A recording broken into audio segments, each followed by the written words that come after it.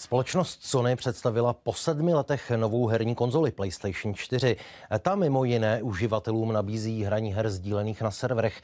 Na trhu se má objevit v letní sezóně.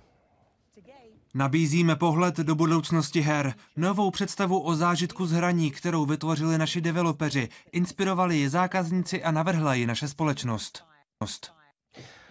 Naším hostem je IT konzultant Radek Šalomon. Vítejte. Dobrý večer.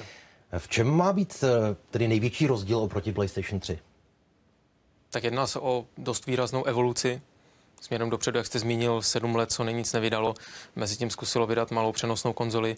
Toto je určitě snaha o odpověď na ten měnící se trh, který hodně proměnili tablety, telefony.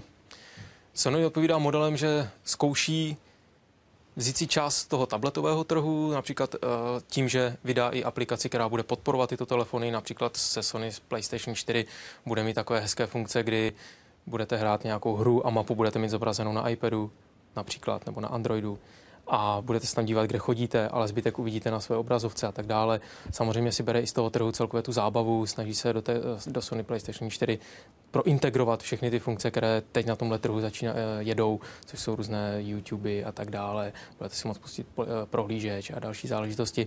Takže určitě se snaží odpovědět na to, kam se ten trh přesouvá. Uvidíme, jaká ta odpověď bude, protože ta odpověď samozřejmě bude za dlouho. Dneska Sony, nebo včera Sony představilo Sony PlayStation 4, ale když se dostane na trh, uvidíme, hlavně když se dostane v Evropě, uvidíme. V Americe se má dostat na trh na konci tohoto roku. Podle vás tedy má novinka šanci zastavit odliv uživatelů, zákazníků právě ke smartphonům, tabletům?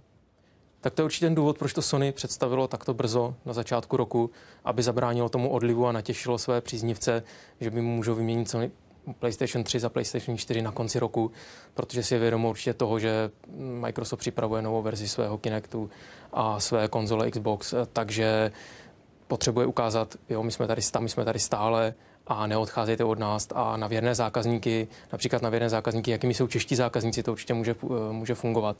A je škoda, že pravděpodobně český trh nestihne před Vánoci, ale věřím čeští zákazníci jsou věrní, ty loni koupili herních konzolí za 1 miliardu. Stejně jako předloni, ale ve Spojených státech kleslo zhruba o 1/5 celý trh. Či si to vysvětlujete, že Češi...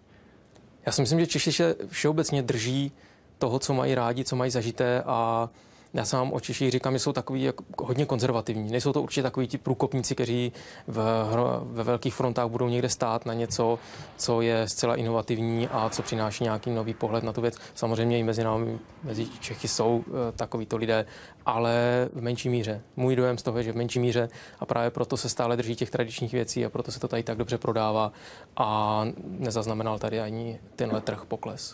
Vy jste zmínil už konkurenci Microsoft, například potom Nintendo. Co se dá čekat právě od nich?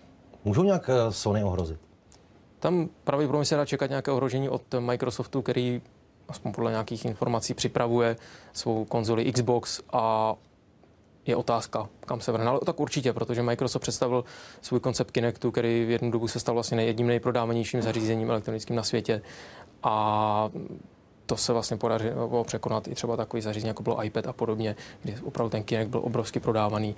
A i to je kdy se Sony v tuto chvíli odpovídá vlastně na toto zařízení Microsoftu nějakými svými funkcemi a svým produktem, který nazývá AI a podobně. Takže teď je spíš otázka, jestli jakoby Sony jde dopředu, anebo spíše reaguje na to, co už se stalo. A teď možná bude odpovídat naopak Microsoft, který to může posunout dál a může zase Sony ukázat zároveň. Jakým směrem se to dá ještě posunout, teda aby to zůstala klasická konzole? Tak je právě otázka, jestli to třeba musí zůstat jako klasická konzole.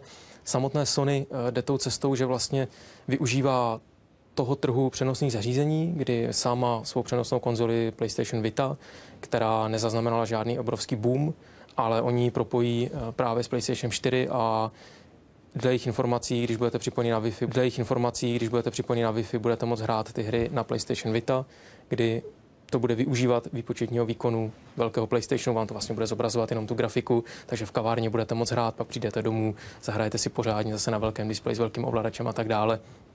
Takže tady to jsou jakoby cesta, kde Sony to určitě posouvá a Microsoft na to pravděpodobně nějak bude reagovat má svůj vlastní systém pro smartfony, Windows Phone, má svůj vlastní představený tablet, má další vývojáři, kteří vyvíjí a připravují. Takže uvidíme, ale můj pohled je, že Microsoft teď odpoví, nikoliv, že by měl Sony odpovídat. Já přesně tak. No. Tady se prostě nebude dít asi revoluce, ale evoluce, protože ten trh zatím je stále ještě zajímavý. Díky za rozhovor a přeju hezký večer.